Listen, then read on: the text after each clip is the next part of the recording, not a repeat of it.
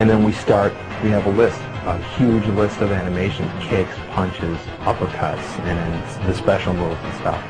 And we basically go down that list, capturing every single frame of them performing these moves. Hi, Raiden. Hi, Sector. 1, 2, back. Thank you. Yeah, that's good. Let's try that one. You have to do each move 8 ways. As you see, a joystick goes 8 different ways. So if I was to do a front kick, I'd have to do it frontwards, backwards, sideways, and diagonal 4 different ways. This is why we have the tape on the floor, just to keep them facing the right direction.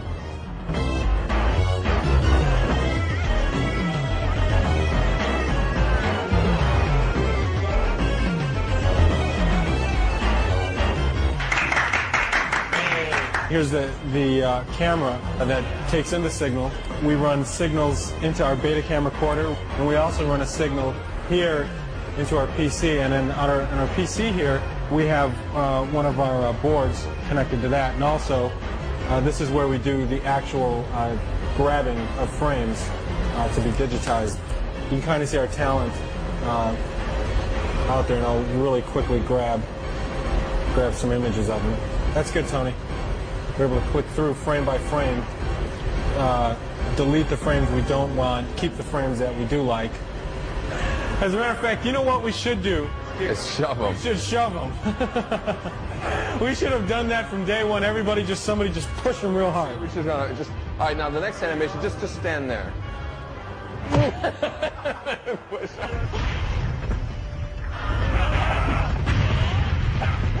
The day that we spend filming is probably, like 2% of the entire amount of time that has to be devoted into doing it. Once we get the digitized image, it's a lot like painting. And right now we're going through a process where we sort of filter the images through. We'll grab the image and Steve Baran will start and do some Photoshop on the guy, and then we'll hand him over to Tony, who does some touch-up. And then it gets passed over to me, and then I do some of this more detailed touch-up, and then I give it back to Steve, and he kind of separates the different colors and creates the different palettes, and then we give it back to Tony, and he does the final touch-up and stuff and gets it ready for the game.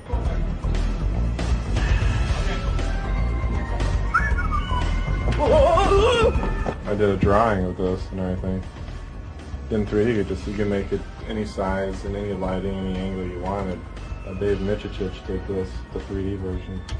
It's just ornamental, it's just like kind of a really neat background thing. But I was telling Ed about the story, like it's a soul cage. I'm working on a friendship move for our Shigoro character. That's her tentative name. She doesn't have a real name yet. Her move is she's going to turn around and she's going to pull out sort of plates and little sticks, and she spins the plates and sticks and balances them on her hand, and she does this with her back towards you.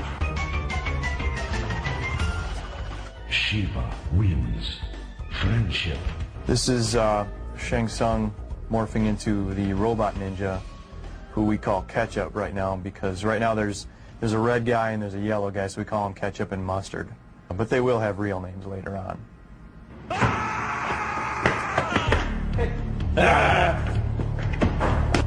And then you know what?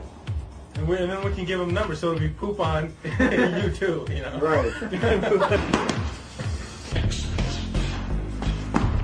Whatever can possibly happen in the game, I have to program the game to be able to do that. As you play the game, when you first start, the computer is very dumb. It'll just stand there, it'll let you beat it up.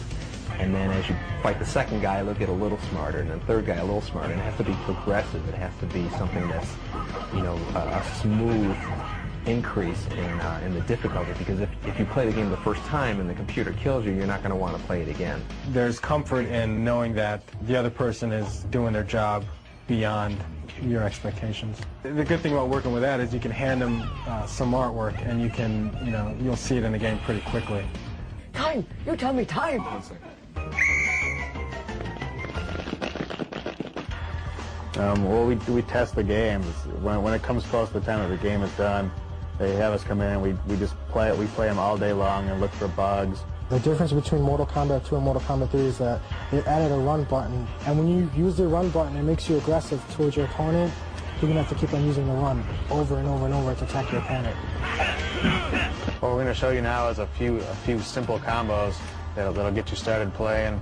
A lot of characters have a simple combo with kicks, which usually involves three presses of the same button. Like Cyrax has, you press high kick twice and then back and high kick for the final hit. He does 3 hits and knocks the opponent away. My favorite move would probably be Kano's chokehold. It would be down towards low punch. One of my favorite codes is disable blocking. Each player presses block twice when the code things come up on the screen, and it turns off blocking, so you can't be a defensive player. You have to play offensively or you're going to lose, because there's no way you can